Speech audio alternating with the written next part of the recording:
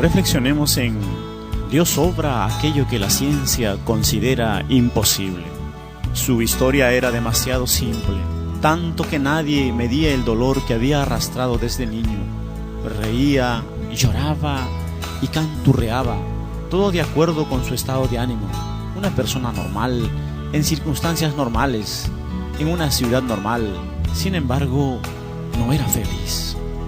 Se cansó de recorrer las mismas distancias entre la cama, la mesita de la habitación y una estancia más grande de barro apretado y cal que hacía las veces la sala de estar. Parecía estar condenado a lo mismo, era ciego. Desde niño su madre le describía el hermoso mundo que le rodeaba.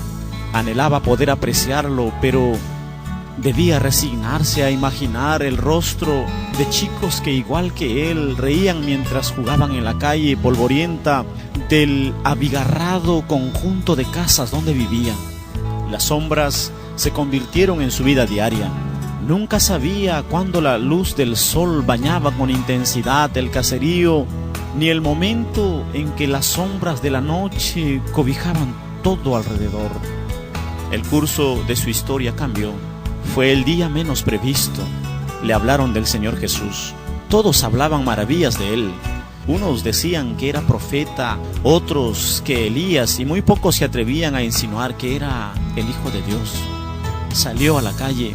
El murmullo de los curiosos lo atraía, y aunque no pudiera verlo, aguzó su oído para percatarse de todo cuanto ocurría. Ahí viene, gritaron unas mujeres. Leemos en el Evangelio de Juan, capítulo 9, verso 1 al 8.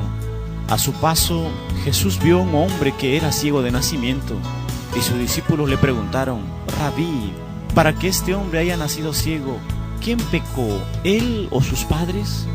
Ni él pecó, ni sus padres, respondió Jesús, sino que esto sucedió para que la obra de Dios se hiciera evidente en su vida. Dicho esto, escupió en el suelo, hizo barro con la saliva y se lo untó en los ojos del ciego, diciéndole: Ve y lávate en el estanque de Siloé. El ciego fue, se lavó y al volver ya veía. Leída en la Nueva Versión Internacional. ¿Por qué un milagro? Dios obra milagros en aquellos que lo piden. El ciego anhelaba en su corazón ver. El amado Señor lo sabía. Él conoce nuestros pensamientos. Cuando le vio junto al camino, obró en su ser. Hizo aquello que para los médicos de la época y aún en nuestro tiempo es imposible: devolver la vista. Cuando ocurre algo trágico en la vida de alguien, el camino que muchos toman se orienta en dos direcciones. La primera, culpar a Dios. La segunda, atribuir a un pecado las situaciones fortuitas que le acontecen. El Señor Jesús fue claro al señalar que muchos incidentes, sin aparente explicación, conducen a que Dios sea glorificado. Ni él pecó, ni sus padres, respondió Jesús, sino que esto sucedió para que la obra de Dios se hiciera evidente en su vida. ¿Enfrenta una situación difícil?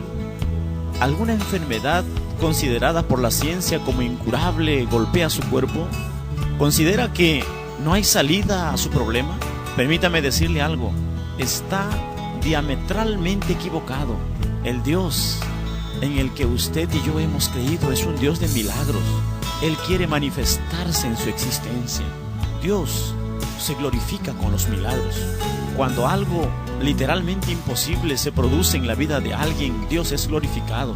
Sus vecinos y los que lo habían visto pedir limosna decían: ¿no es este el que se sienta a mendigar? Unos aseguraban: sí, es él. Otros decían: no es él, sino que se le parece. Pero él insistía: soy yo.